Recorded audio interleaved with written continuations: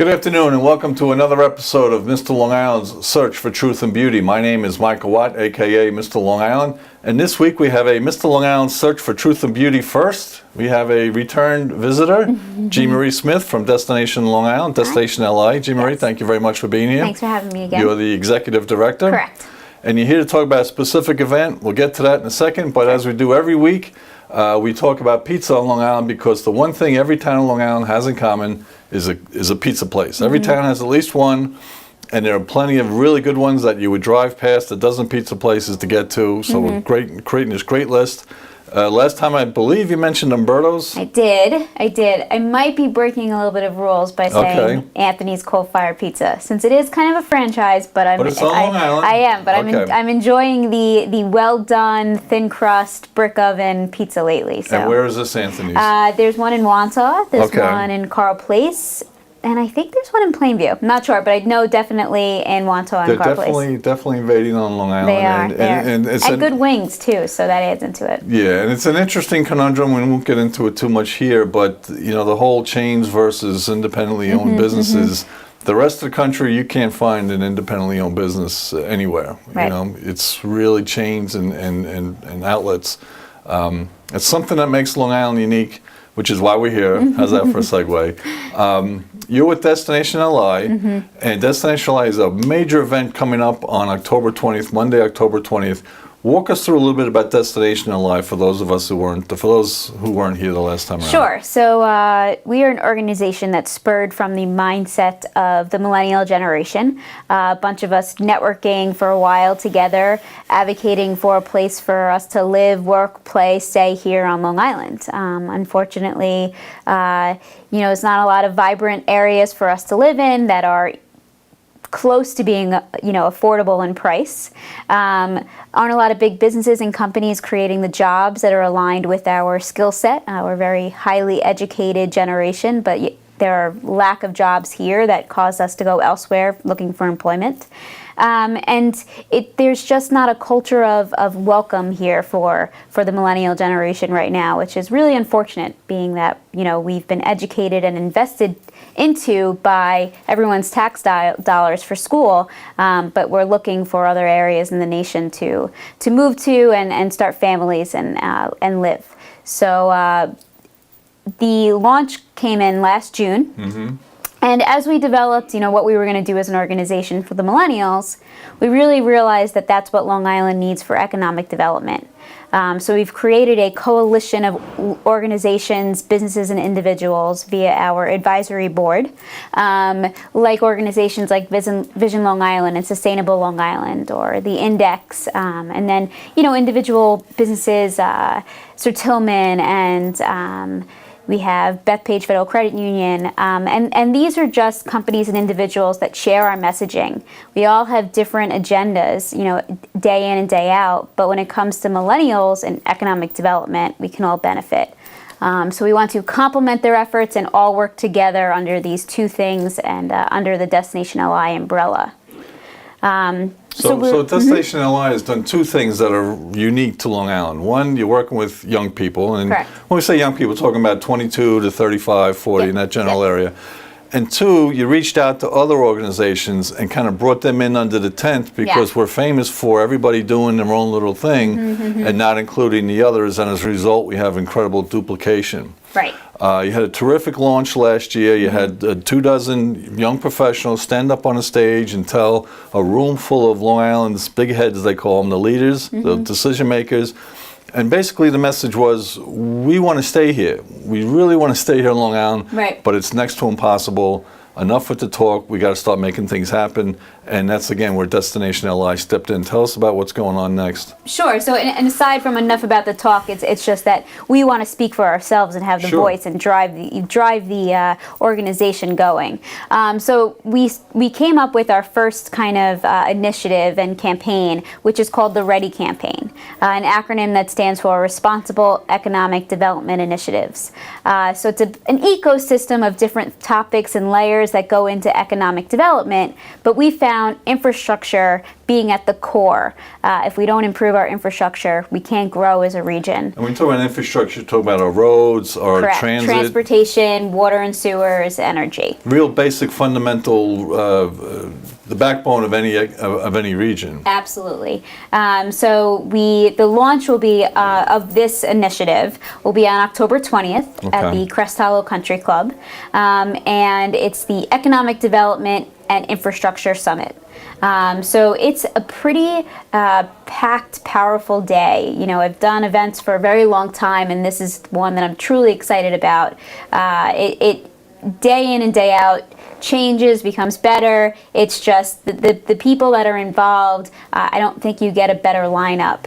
We're bringing in about 15 thought leaders from around the country to speak to things as in return on investment. What does Long Island get if we make this investment in our infrastructure that doesn't necessarily need to be a tax burden? There's different grants out there. There's public-private partnerships, and not just dollar and cents, but the quality of life. So there's a gentleman from Urban Land for Health, and he's talking about the aspect of quality of life improvement, as well as the health of the individual, which brings down healthcare costs. So again, another novelty or a unique approach that Destination LI is bringing to this process is bringing people from outside the country, because sometimes you need somebody to come in and walk into your house or walk into your business and say, you know, do you realize maybe if you did this, this, and this, Right. things would be a little bit better. And that, believe it or not, in the 30 years that I've been paying attention,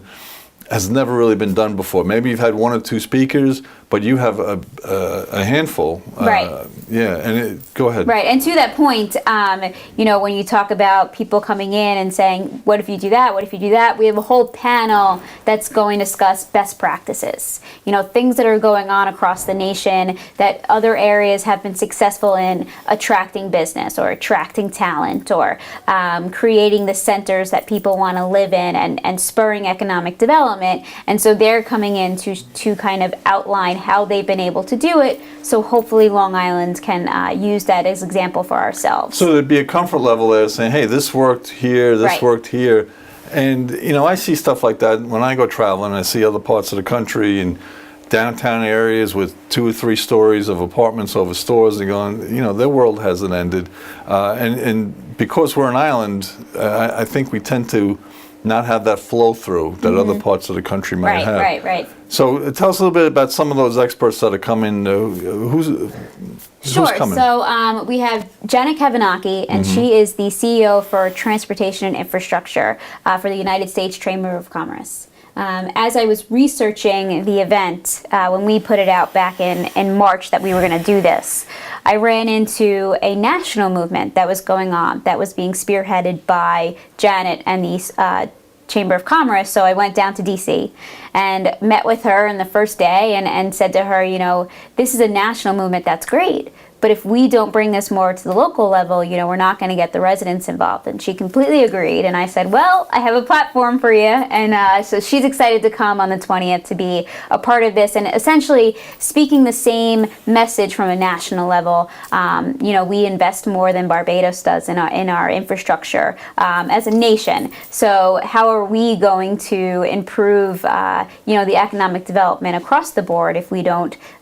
invest, especially being that our roads, our highway system was the last major investment we made. Then we'll have Mariella Alfonso, and she runs a company called Urban Print. She's her doctorate in a kind of science of walkability and walk scores, and how the higher your walk score, you bring in more economic development, you bring in more money into the area, more tax revenue, and does comparing, you know, different areas across the nation. And a walk score measures how walkable a community is. Absolutely. How the least amount you get into your car to go do anything in and out, you know, go to the supermarket, go to the hospital, go to school, go to a bar, a restaurant, so forth and so on. So it's when you can walk out of your apartment or house and, you know, walk to anything that you would need.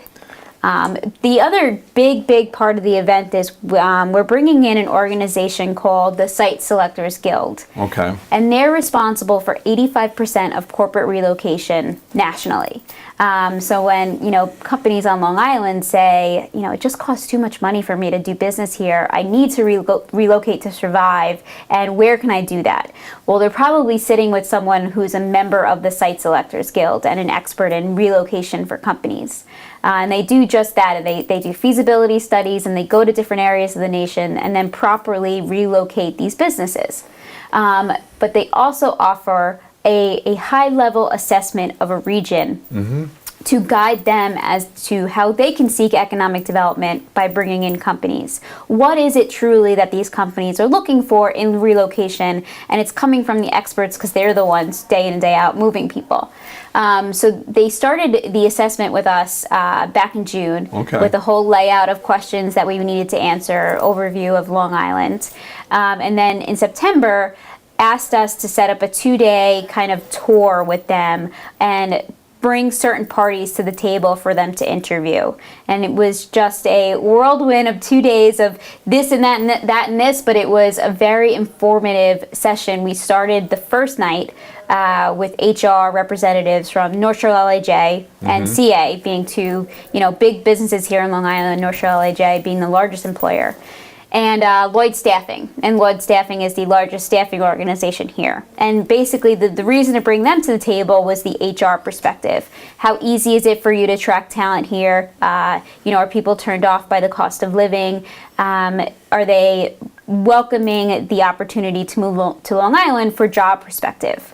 And then how easy is it for them to retain the talent that's here? The ones coming out of the local colleges, how well do they work together in that standpoint? So that was the premise of that night. And then the next day, started with actually our county executives from Nassau, Ed Mangano, and then his staff, the IDA, Public Works. And they basically got down to some nitty-gritty of how does your IDA work? What kind of programs are you putting out there? What business do you think Nassau can focus on to attract? And that was pretty informative to the fact of they laid out kind of on the table, if a 1,000-member company came to Long Island and wanted to move shop here, what would you do? And they said, well, we would move mountains for them. And what the Site Selectors Guide said was, that's all well and good, but if you don't have that on paper, that I can show people black and white, it's not going to happen. So what they advised is, of course, Long Island being run differently with our multi-layers of municipality, there is county-owned land that they can say, make appropriate permitting and zoning for this area that you have jurisdiction over and can control and speed up the permitting process or secret processes or whatever you can do to let this company that might potentially move here know that they can be shovel-ready in 6 months. So they actually took that and were absolutely, and from what we understood, making a plan to put that all down on paper. Well, it's fascinating in Long Island, being Long Island, the fact that there's no government of Long Island. There's plenty of government, but there's no focal point. There's no one entity that oversees the whole region. Right.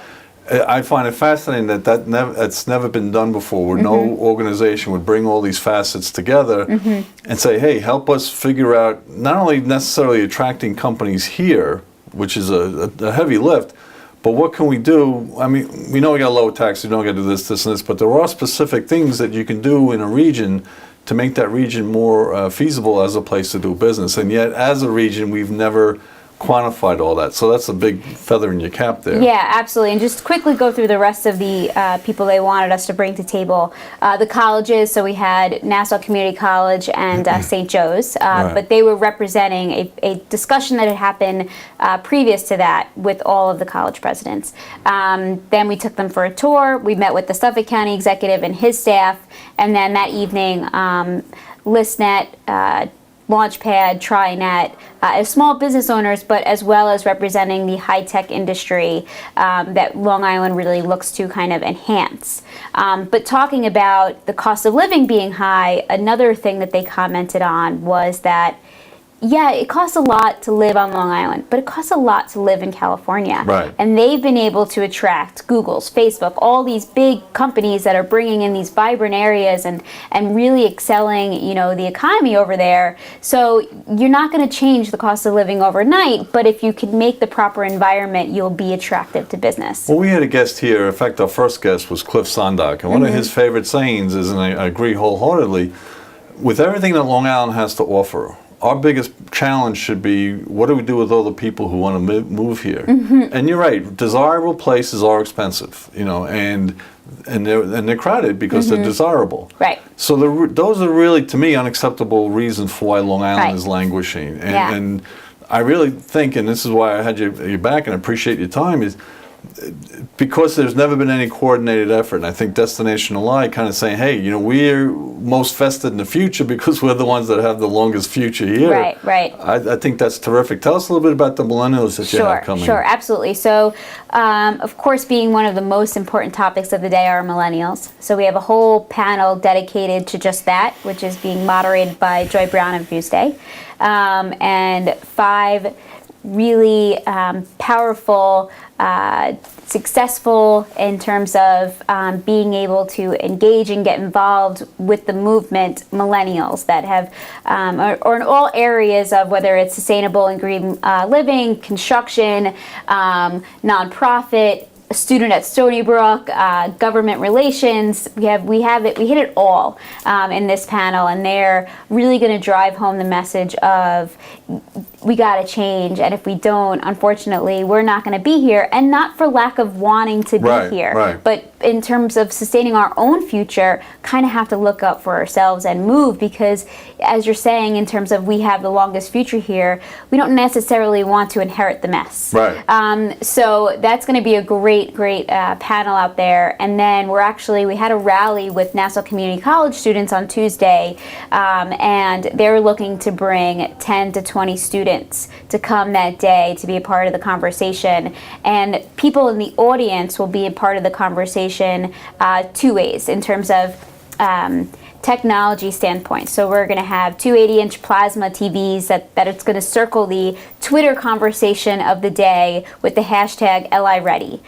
So anyone can tweet and be a part of the discussion and see their handle up on the screen right there. And we're going to look to bring conversation to the moderator to discuss with the panels, what's being spoken about on Twitter. And then we're also going to have live polling, so we'll ask specific questions in between panels or our breaks to engage the audience as well. And then one other aspect that we're touching base with students and millennials who might not be able to be that day. It is a day event, and we know that millennials don't have the most flexible schedules, especially as we're the lower end of the business market. But we're going to live stream the event, so that they can watch it, from the comforts of their office or building, and then have it on a YouTube channel after the fact, so that everyone can see it and be a part of it, because we do really feel it's an important message for the day and for Long Island. So on a variety of levels, you're really kind of smashing the mold of every Long Island luncheon that's ever been held before. Right. And there's one other component that I think is really key. You have the youth there, you have experts from outside the area, you have a tremendous foray of elected officials from the area, and you have action items. You're going to decide what needs to be done, and then timelines. Why don't you tell us a little bit about that? Sure. So a big part of SSG's assessment will be kind of a guiding outline to what they think. SSG is a Site Selection Guild. Yes, okay. I'm sorry. So we're going to use some of what they're saying to keep the conversation going, but as well as create committees. So we actually, through this process, have met with about 12 different engineering firms to outline Long Island's infrastructure gaps. So that'll be a presentation in our journal that's submitted, to everyone that day, to realize kind of what we're lacking as a region. We've mapped out these great kind of GIS maps that show our mass transit systems. One of the aspects, there's many different, but our rail, out of 124 stations, only 10 have direct access by our buses. Wow, so that's amazing. So our public transportation is not in line with each other. So what came from our last meeting with them was the idea of creating these groups and these infrastructure committees to make sure the conversation doesn't just lay at the 20th and it just be another event that we're going to, great, rah, rah, rah, and we leave that day and we go back to our office and it's business as usual. You know, this conversation is going to be one that's going to have an ongoing discussion. And as I said, we have the ecosystem. So the many layers that go into the ecosystem will be our 2015 calendar of events to discuss the many issues that we see that Long Island needs to address. Well, as much as it's always been a modus operandi to talk with no follow-up action, I think the fact of the matter is that the millennials can't afford to not implement those actions. And, right. And the older folks... And Long Island can't either. Long Island can't either, right. And the older folks get what they want because they do three things. They show up, they pay attention, they vote. Mm-hmm. One of the things that I took away from the Destination LI launch last year, and up until that moment, I was very concerned about the future of Long Island. You got some incredible talent involved, mm-hmm. and they're committed, and they want to make this work. And I felt so much better about the future of Long Island because, God bless you guys, you're determined to make it work. And the payoff's going to be tremendous. You know, Long Island is a tremendous place to live, work, and raise a family. We just got to fix a few things. And fortunately or unfortunately, depending on how you look at it, your group, the millennials, can't afford to not fix them. Mm-hmm, mm-hmm. And I think prior to this, we've all been kind of fat, stupid, and happy. Unfortunately, you don't have that luxury, but the end result is Long Island's going to be a much better place, a much more diverse community mm-hmm, than maybe it's been in the past. And I think, personally, a much more exciting and interesting place to live. So, Godspeed with that. Good luck. It's a tremendous event. Yep. Website, phone numbers. How do people find out more about it? So we're almost sold out. So if anyone wanted to take tickets to the event, they could go to destinationli.org to find out more and to register online. They can reach me by email, gmarie, so it's JEAN-Marie at destinationli.org. And then we're, of course, on the major social media outlets, LinkedIn, Twitter, Facebook, with at Destination LI or / Destination LI. If you Google Destination LI, you would see us in whatever social media platform you wanted to. And I'm sure you're going to be hearing a lot about this event in the days to come, but the most important part, even if you can't make it, there's going to be a lot about it afterwards. And this is really going to be a watershed moment for Long Island because this event that you planned is way overdue. And I think it's going to be terrific. It's going to really make people feel a little bit better about the future here. So good luck. Thank you. Congratulations. Thanks for having me thanks again. for coming back again. Okay. This has been another episode of Mr. Long Island's Search for Truth and Beauty. My name is Michael Watt, a.k.a. Mr. Long Island. The guest this week was Jean Marie Smith, the Executive Director of Destination LI. And we thank you for joining us today.